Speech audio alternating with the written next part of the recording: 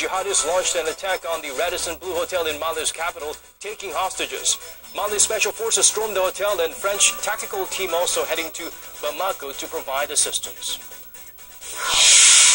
North Korea finally responds to the South's request for talks. Seoul will focus on making family reunions a regular event when the meeting takes place next Thursday.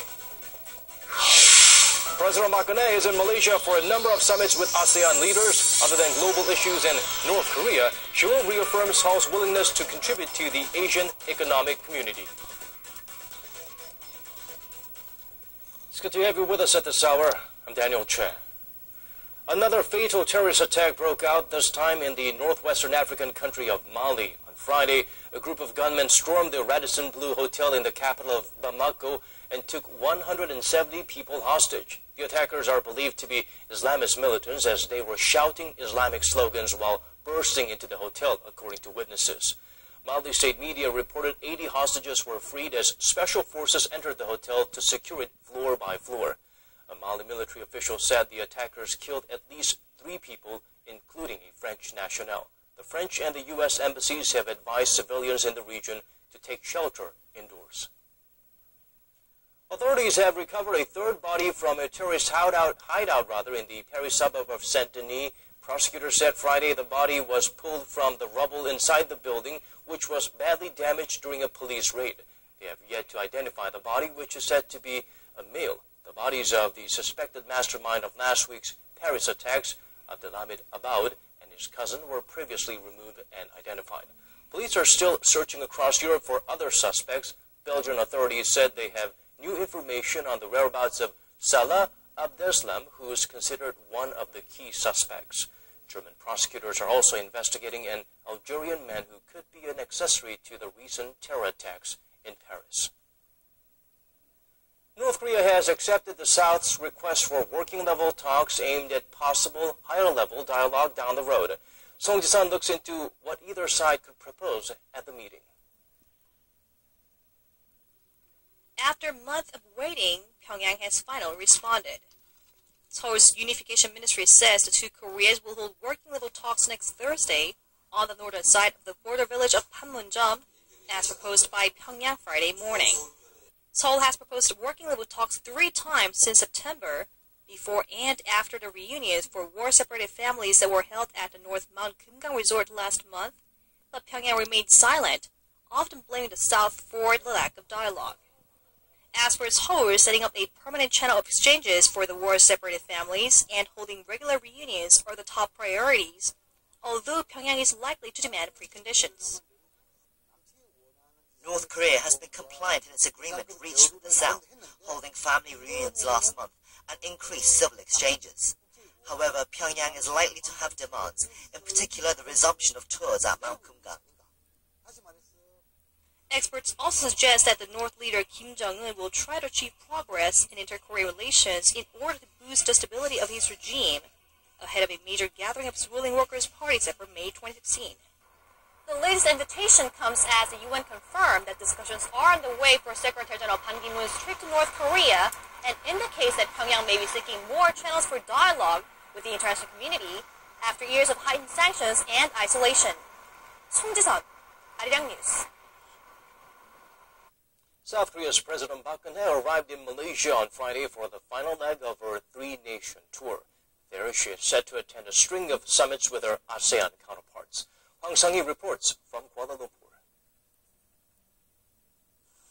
On Saturday, President Park will attend the ASEAN Plus 3 summit, comprised of 10 ASEAN nations and its 3 Northeast Asian dialogue partners, South Korea, China, and Japan. President Park will attend the ASEAN Plus 3 summit to review their achievements in the sector of economy, finance, and science and discuss cooperation measures down the road. On the sidelines of the summit, President Park will hold her first summit talks with Australia's new Prime Minister, Malcolm Turnbull, who took office in September. On Sunday, President Park will attend the East Asia Summit. The annual meeting brings together leaders from ASEAN and its 8 dialogue partners, including the U.S., China, and Japan, to discuss regional and global issues. South Korea's presidential office said President Park plans to seek cooperation from the EAS leaders for North Korea's denuclearization. Separately, the South Korean leader will hold a meeting with her ASEAN counterparts. Here, President Park is expected to reaffirm South Korea's willingness to contribute in the mutual growth of the ASEAN economic community. Through the string of summits with her ASEAN counterparts, President Park plans to build a foundation for a new form of cooperation with the ASEAN economic community that's set to be launched at the end of this year. Hwang Sang-hee, Arirang News, Kuala Lumpur. The Korean government is working on its economic management plan for next year. The finance minister says the focus will be on building new growth strategies as the country tries to get a better handle on the fast-changing economic situation. For details, let's turn to our Kim Min-ji.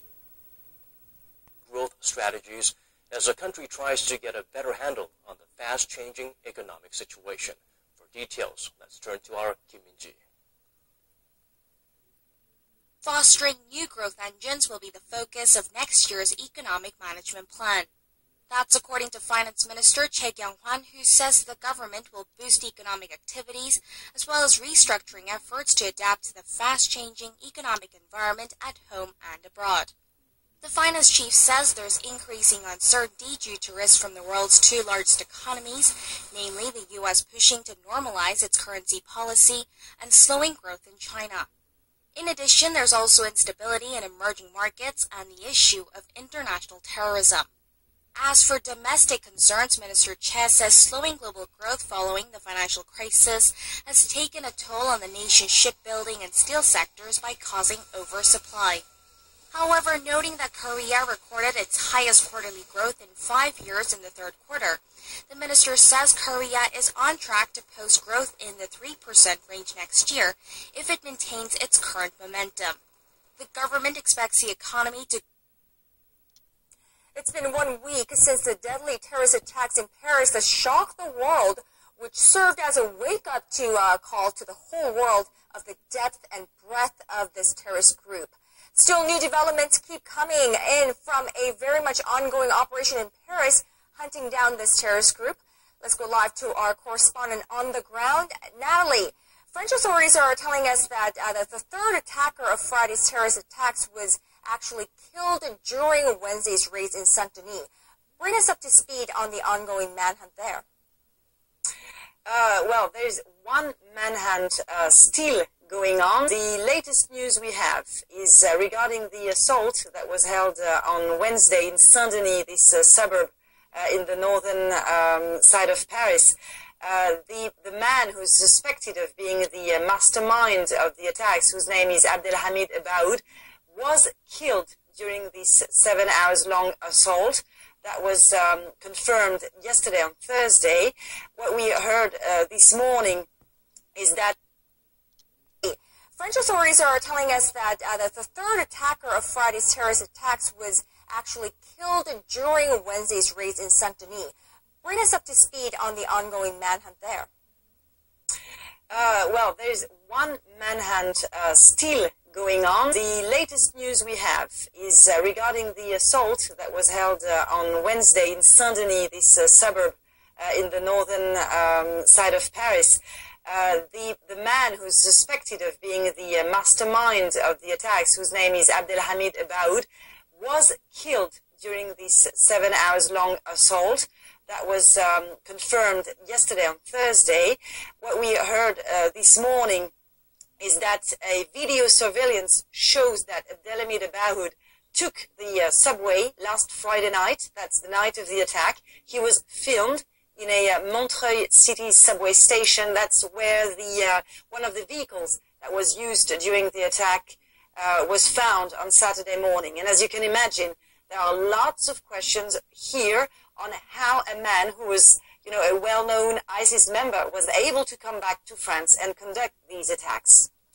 Right, which is exactly why we're hearing that EU ministers are going to be holding emergency talks in a few hours where they may tighten border checks, especially after Friday's deadly attacks, as that raised troubling questions about the bloc security, right? It was the comeback to end all comebacks. Korea pulled off a remarkable final inning to beat Japan in their own backyard in the semi-finals of the inaugural Premier 12 baseball tournament. Lee-Suan has the details. Until the 8th inning of Thursday's semi-final in the Tokyo Dome, Korea's batters had only mustered a single hit. It wasn't looking so good. The score 0-3 for Team Japan. But it was the top of the 9th inning when things got interesting.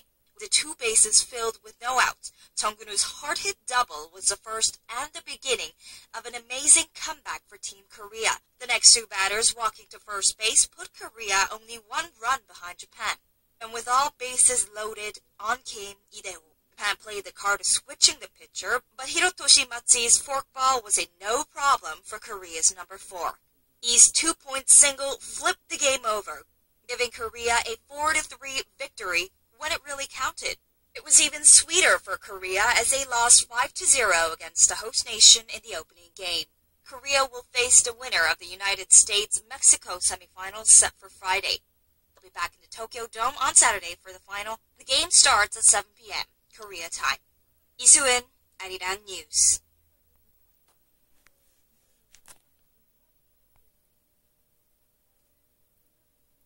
A United Nations General Assembly committee has passed a resolution on North Korea's human rights situation that contains much stronger words than ones gone by. The resolution, drafted by the European Union and Japan, was adopted Thursday with 112 votes in favour, 19 against and 50 abstentions. Like last year's, the resolution calls for the North Korean leadership to be referred to the International Criminal Court, citing ongoing systematic and gross violations of human rights there. However, this year, they also included a call for North Korea to become a member of the International Labour Organization and comply with all labour-related pacts. Should the resolution be adopted at a plenary session in mid-December, it will mark the 11th year that the UN General Assembly has adopted a resolution on North Korean human rights since it was first introduced in 2005. North Korea's representative at the UN denounced the resolution, calling it a US-led plot. Hey everyone, thanks for joining us on Business Daily. I'm Lee Ji-yoon in Seoul. Before we get started, let's take a quick look at today's highlights. The Korean government plans to focus on fostering new growth engines next year amid slowing global economic expansion both at home and abroad. And what's making headlines in global business news this week? World leaders meet at the G20 and APEC summits to discuss various issues concerning the global economy, while U.S. Fed minutes increasingly point to a rate hike in December. The Korean government is working on its economic management plan for next year, and the finance minister says the focus will be on building new growth strategies as the country tries to get a better handle on the fast-changing economic situation. Our Kim Min-ji starts us off. Fostering new growth engines will be the